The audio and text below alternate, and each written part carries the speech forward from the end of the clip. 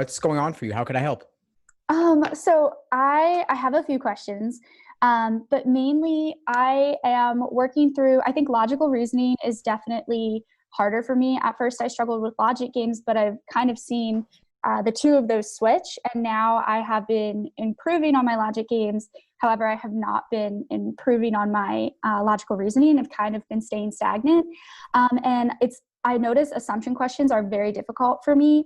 So how do you approach when you're plateauing? How do you approach that and not get discouraged or burnt out? But also, how do you approach those assumption questions and really like elevate your score instead of just keeping it where it is right now? I think I'm really worried about that. And on top of that, I have some test anxiety.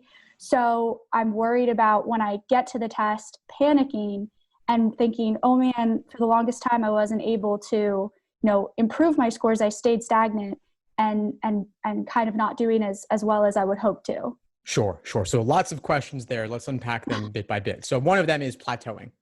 Yes. So when you reach a plateau, it's time to change your approach.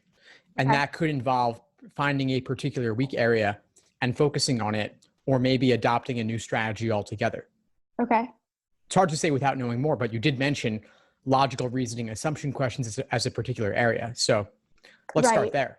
Right. So I think when I approach those assumption questions, I look at the question stem and then I look at the stimulus and then I think, okay, so here is the conclusion, here's the evidence, and then I make my assumption, my prediction, and then I look at the answer choices. And what I've been noticing is my assumption is different than the answer choices. And from there, I'm like, oh, I panic because I worry about timing.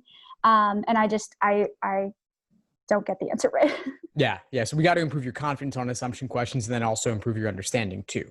Right. So with logical reasoning assumptions, there's actually two completely different kinds of assumption questions. Okay. There's necessary assumption and sufficient assumption.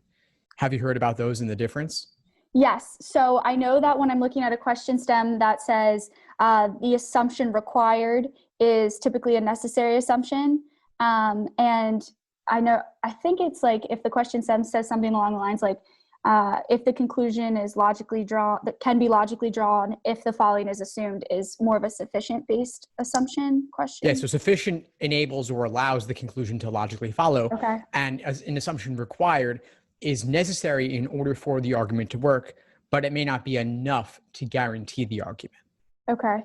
So very different perspectives there. Okay. I think of necessary assumption questions as being a very specific kind of must be true question, where they're not really opening the door to new information. They're just saying, if everything in the stimulus is true, if that argument is valid, then what is a thing that would need to be true in order for that argument to work?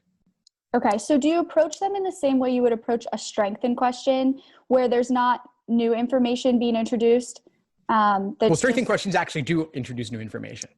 Okay. Strengthen questions say which one of the following, if true, would most strengthen the argument. So when they say which one of the following, if true, would most X, Y, Z, they're saying take all 5 answer choices as being true. Okay. If you assume all of them were true, which one would have this particular impact in the case of strengthen to strengthen the argument? But necessary assumption is actually not new information. I think of this like an inference question. Okay. So I should change my approach to how I look at these questions. Yeah. Okay. So like a must be true or an inference type of question approach. Exactly. Yeah. Okay. And so you talked about predicting. Mm-hmm. With necessary assumption questions, there's often going to be something new mentioned to the conclusion that did not appear in the evidence. Okay. And so it needs to be the case that new thing in the conclusion relates back in some way to the evidence in order for the argument to make any sense at all. Okay. So that's a starting point for predictions. You may not always predict it, but I would start there. Okay. And then I think my other question that was in there when we first started was, how do I kind of approach test day, the week leading up, and then, if I have bad testing anxiety, how do I approach that with confidence to say like, okay, I know I can do this. I've studied for months now and I've got this. Sure. So when are you taking it? October. So you got some time, about 2.5 months. Right. Okay. And have you taken it before? No, this will be my first time. I take practice tests. That was my other question that I had for you is how many should I be taking a week? I don't want to overdo it. I want to make sure that I'm actually learning and practicing my skills. but I also want to make sure that I'm timing myself, I'm getting my endurance ready for the exam. So I also had that question for you as well. Sure. So once you have a strong foundation, then I would introduce the timed exams. Okay. Maybe you could do a timed exam a week until that point, but Okay. if you haven't totally gotten assumption questions down, for example, really, again, necessary assumption for sufficient assumption, then logical reasoning is not going to reflect your fullest potential because there's still that gap in understanding. So I wouldn't rush to do timed exams yet. Okay. But if you really want to work on pacing and endurance, I would say do maybe one a week. Then once you've got a strong foundation, then increase it to twice per week. Okay. Now, with regard to anxiety, there's the score preview. Okay. Have you heard about that? No, I haven't. So there's this new policy LSAC introduced just last week saying that starting with the August LSAT and every LSAT going forward, if you've never sat for the LSAT before, there's a new score preview option, meaning you can see your score before deciding whether to cancel. Okay, great. And you should, it's awesome. Yeah. And and you should never really cancel your score anyway, unless something went terribly, terribly wrong for a fact, right. But it's still nice peace of mind to have that. Right. Oh my gosh, that's great to know. Okay. Yeah, those were my questions. Primarily, I think that I really do worry about, getting to that test and then freaking out with the test anxiety that I have, and just knowing how to prepare.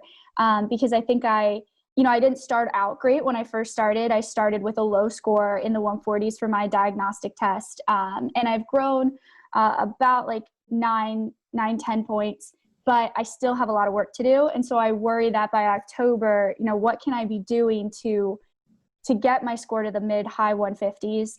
And, do I just focus solely on logical reasoning because that's where it is my weakest? Or do I kind of break it up? I notice when I'm away from something for too long, then I spend more time reviewing than I feel like I should, instead of expanding on what I already know. So how would you approach that? Yeah, it's good to mix things up. And my study plans go into this more, helping you build a foundation in every section of the exam. So I wouldn't say, we only talked about logical reasoning today, but I wouldn't say only do logical reasoning. If you notice a weak area in games or reading comp, drill that on the side too, and mix it up doing some individual timed sections in games and reading comp too. And then if you're doing one exam a week, automatically you'll be mixing it in. Okay. Now, for doing the one exam a week and then building up to 2 exams a week potentially, with the current situation of COVID, I'm taking it in October. Should I be doing a full exam or should I only be doing 3 sections like the flex is right now? I would do at least some 3-section exams just because it's pretty likely October is going to be a flex. Yeah. I don't want to tell you to do 0 5-section exams just because on the off chance it was a 5-section test. I want you to at least have the taste of that endurance. But the typically announced test, whether it's a flex or not, 6 weeks prior. So anytime between now and 6 weeks prior, I would still be focusing primarily on foundation and individual timed sections. So I don't see it being a huge issue. I would do a handful of 3-section, a handful of 5-section. And once they announce that it's a flex, which I think they will, then of course you could stick with 3 sections only. Okay. That's great. That's good to know. I want to make sure I have enough endurance, but I also don't want to be overdoing it if I don't have to. I don't want burnout, obviously.